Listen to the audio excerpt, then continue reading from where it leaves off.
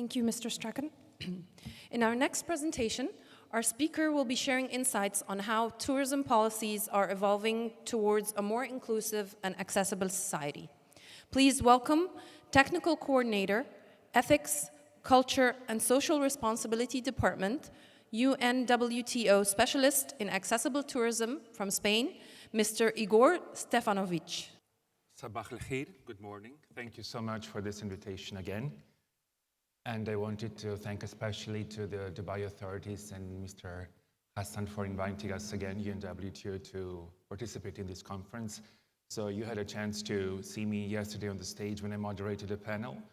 So today I'm going to speak more about how we can really land the policies, how we can make them work in the tourism sector, and what is the role of international organizations when it comes to promoting accessible tourism.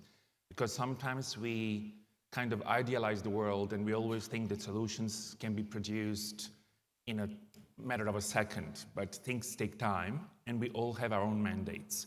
So first of all, excuse me for my amateur photos. I never use professional photo banks. This is all my pics that I take when I travel. I always observe, so I have a critical eye, so it's difficult for me to be neutral.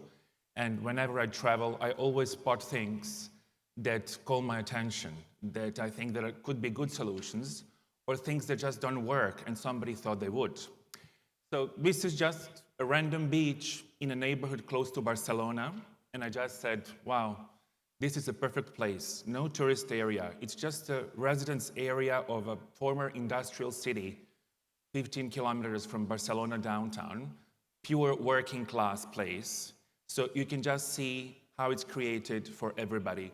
It seems to be so easy, but anyway, there are not so many places in the world where you can go to a beach and see something simple as this. There is a shade if you want to change. There's a place to throw the garbage. You can access the sea. You can go to the toilet. So very easy, but still so many things don't really so many people don't really grasp this opportunity and realize how some solutions are easy to be installed. And not everything in accessibility is so costly and so expensive. This is a bias that we have to break, because if there is willingness to do things, things can be changed, and we have to prioritize what needs to be done first. So this is the way to start. So we have seen an evolution in all these years, and I think all these speakers that we have had today, and also Jeffrey now speaking about empathy and understanding different, I wouldn't say walks of life, because not everybody can walk, different styles of life. So there has been a vision of being handicapped when it was meant being doomed, damaged, that you were obliged to request something from the society, from being disabled as a passive form of me being disabled and not having a condition, being a person with a disability, as I can be a person with green eyes, or I can be black or Arab or white. And people suffering from disability. We don't need to suffer necessarily from disability, because disability is one of the conditions that is part of our persona. So this is not something that determines the way we are. So today, we have had this evolution in many parts of the world, but we shouldn't forget, we are here in Dubai, that is a developed society that is taken a big pace forward to manage many things in a different way. But most of people with disabilities would still live in emerging, developing economies. So we need to think about this cooperation and help those countries understand that everybody should be treated equally when it comes to enjoying free time and leisure. So there has been systematic exclusion throughout centuries, as there has been exclusion of women and many other groups. And now we have participation in all spheres of life of people with disabilities. People with disabilities consume culture. They visit monuments, they travel to visit protected spaces and parks, they go shopping, they travel, they just do every other things that other people do. So we are talking about also inclusion in travel and tourism. I have to admit though, that Dubai, as you're business-oriented in this city, saw this opportunity much before than other people, because what was the facility, kind of facility that was adapted first? The shopping malls. Shopping malls were adapted even first and before the tourism really realized that things should have been adapted, because people who make money They just realized, wow, we need everybody to be able to buy here and to come here. So shopping centers and shopping malls were even more accessible before the tourism value chain. There has been a lack of human rights cause. There is more empathy now, and Jeffrey said, and there is UN Convention. There was no vision of the business case because it was considered traditionally that I'm doing a favor to those with disabilities, like those people. They need my favor. They need me to be a nice person to them. I need to speak them in a different way as if they were little children who needed protection. So this has been also shifting now. So there is now buy-in of the tourism and leisure sector and also of the retail sector, as I said, that happened even before. There was the simplified demographic grouping of, as I said before, those with disabilities. So now we realize that we all have individual needs because we live longer, we get diseases. I had cancer 5 times, I survived. So I'm here after 5 years after amputation. So life goes on. So we all have individual needs. We live longer, but we still want to enjoy our lives. And every person, I say person, in the brackets, customer, is different.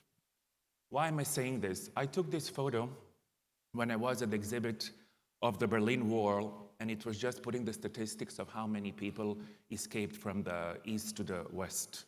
So, and I saw all these little figures. So there is no standard shape human being. Like nobody would fit into this model. And in the era of all the social media, we might think that we all have shiny white teeth, big muscles, and beautiful waist as Brigitte Bardot, but nobody really looks like that, maybe 1% of people. So there are no standard people. So this would be totally the wrong perception of how people look like. Let's observe some trends. Barbie was a big hit last year, but we can also see Barbie in wheelchairs. So when I went to buy gifts for the Epiphany, that is a big holiday in Spain, to someone, I saw all these Barbie dolls in the shop window. So this is a big advancement because girls and boys can play with Barbies like that.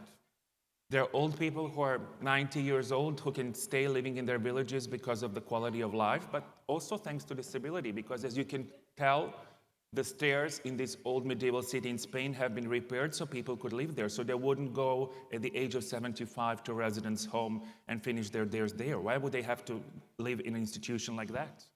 There has been so much technological advances. So many things have come up in the last years. And, okay, sorry, just a second. And last year, we have some speakers who were at the San Marino conference. We have Linda from IATA, we have Hilal from the Istanbul airport, and I don't think if we had somebody else. We had a big conference in San Marino. It's a 30,000 population medieval republic in the middle of Italian Alps. And you can just imagine seeing these medieval ramparts perched on the top of a hill. How difficult would it be to make it accessible? But they made such a huge commitment. We organized, during a year, we started preparing an accessible tourism conference. They trained catering personnel in all the city. They trained all the conference staff in all the city, the cleaning personnel of the hotels of the conference venue. They trained all the tourism staff. They did such a big assessment of the whole city, and they also recommended what needs to be improved in order to cater to visitors with disabilities who would come in November. So it took us 1 year of everyday calls to prepare it, and UNWTO to identify 30 speakers who would speak about all different things. So here we had supporters from, of course, different kinds of partnerships, and we made a San Marino agenda for the future of accessible tourism, where we have some concrete commitments. So the commitments that we took at UNWTO was to keep implementing international standards, because we shouldn't forget that people with disabilities travel, and borders between the countries are important for politicians, but for international travelers, they're just out there to cross them. But if you're a person with disability, you're traveling from America to Asia, from Europe to Africa, from Australia to Latin America, you just come up to a destination where everything is defined, measured in a different way. So sorry for the wording, you're screwed up, because you made a travel of 20 hours on a plane, but standards are different. So standards need to be universal, or at least we need to agree on common terms And we don't need to all adopt international standards, because I know some countries are very jealous of their own national standards. But these standards can have the same measurements, the same expressions when we speak about accessible tourism. What is an accessible room? What is an accessible destination? So we took a big commitment here to keep implementing the ISO standard, on which we worked for 5 years to make the whole accessible tourism value chain accessible. We took a big commitment also to advance labor inclusion, because we saw that's maybe the biggest outfall of the whole sector, because it's still not happening at a big scale.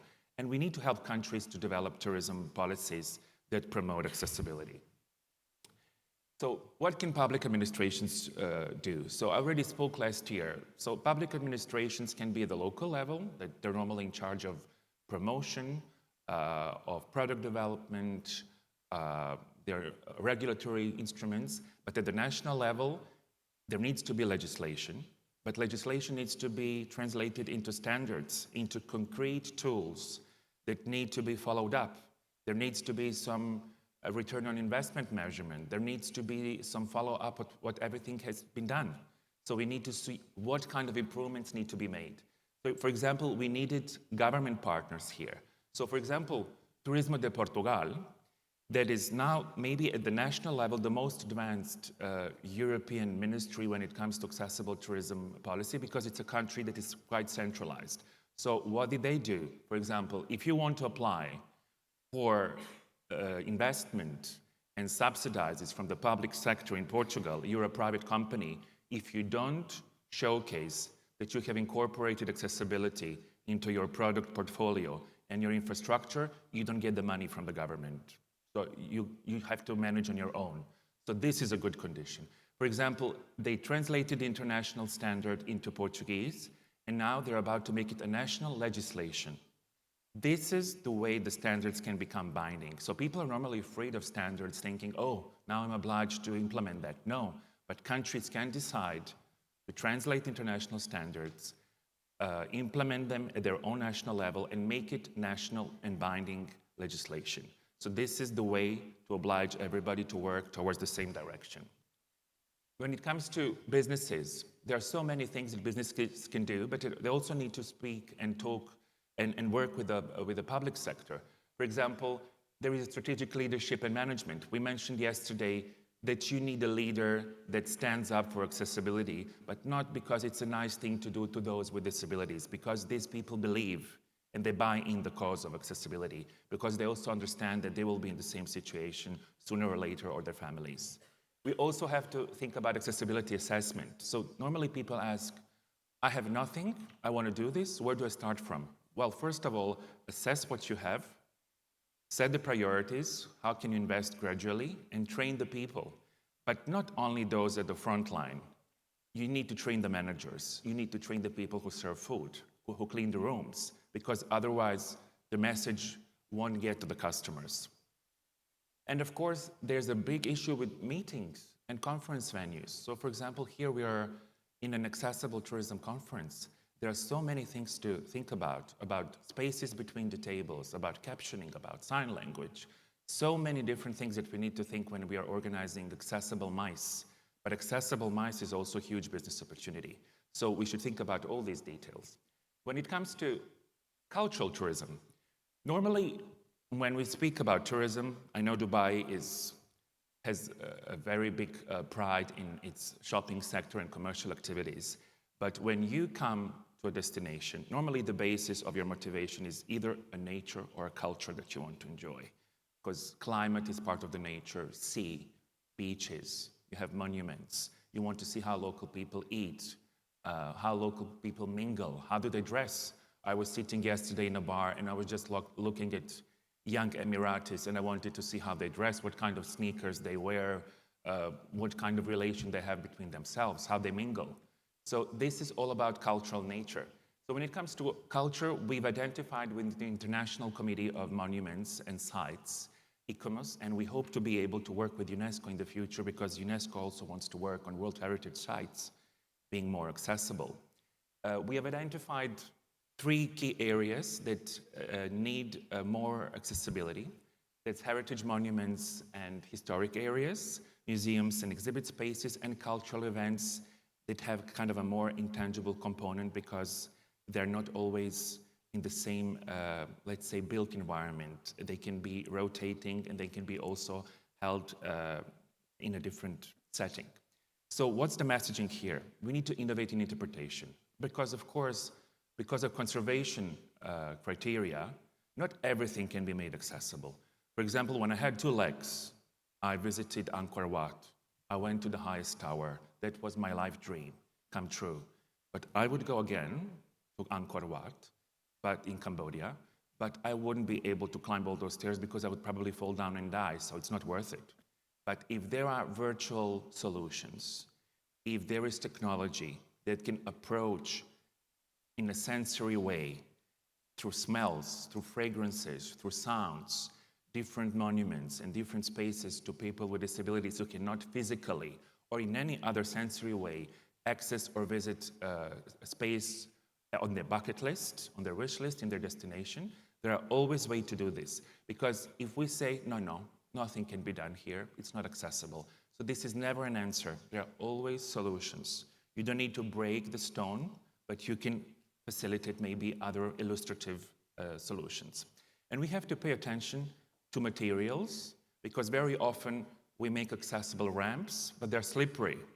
Or, for example, I love going to Portugal, but they always have cobblestone streets because they're obsessed with cobblestone streets for centuries. But what they do now, for example, they have cobblestone streets, and in Europe, we are obsessed with old things. We don't want to make everything modern, so it's the opposite. So they do in the middle a little kind of 1 meter strip of pavement. So if you're old, if you have a child in a pram, or you have a disability, you go in the center, but then the other parts of the city still have cobblestone streets. So the identity, the cultural sense of place is still being preserved. And we still need greater feedback from end users. And that's what everybody said here. So we need to see about enjoying culture, when it comes to enjoying culture, what is the feedback of the end users? What would they have wanted to be better done? And then we have to see with conservation specialists and heritage specialists what is feasible. And what about nature-based experiences? So we've identified some major elements that are offered by nature that can have some urban infrastructure. So they can have beaches, protected natural areas, accessible roads, and parks and gardens. So what is the messaging here? The same. We have to harness technology to bridge obstacles. We have to attend to sensory and intellectual disabilities in itineraries. And there are some itineraries that we can call slow-pace itineraries, because people who might have intellectual disabilities or different stress disorders, anxiety, depression, they're maybe enjoying the nature in a different way. Maybe they don't need so much information, so many dates, so many geological features. Maybe we need to have different itineraries. And what is very important here is to make playgrounds for children inclusive, because tourism and leisure, they're kind of playing exercise. This is when we really feel that we are expressing ourselves. We become children again when we decide to travel, because we have this illusion that we want to live something new. So for children, if they grow up together with children with disabilities and they have inclusive playgrounds, they will understand from the very beginning when they're kids how everything is just normal and we are just all different. I have 2 nephews and they don't remember me with 2 legs. So when we go to a shopping mall or to a museum, I don't need to ask them anything. They just say, "Uncle, you take that pathway, I'm going to run here because this is better for you." But I don't need to ask them for a favor because they're used to their uncle having 1 leg. So this is something that we also have to do with kids, because children play together, and in that way they're going to be used to each other, that we all have different disabilities from the early age on. So, shukran, thank you very much. I will end up with this photo of my favorite monument in Spain. That is the Mosque of Cordoba, and a very beautiful Islamic heritage that we have in Spain. So I just thought of making the connection with the Middle East. And this is the first place where I traveled after I got amputated. I asked my partner, I was still in a wheelchair, and I said, "I want to go to Cordoba next weekend." And he said, "Well, are you sure?" And I said, "Of course I am. We need to go to the Cordoba Mosque." Thank you very much.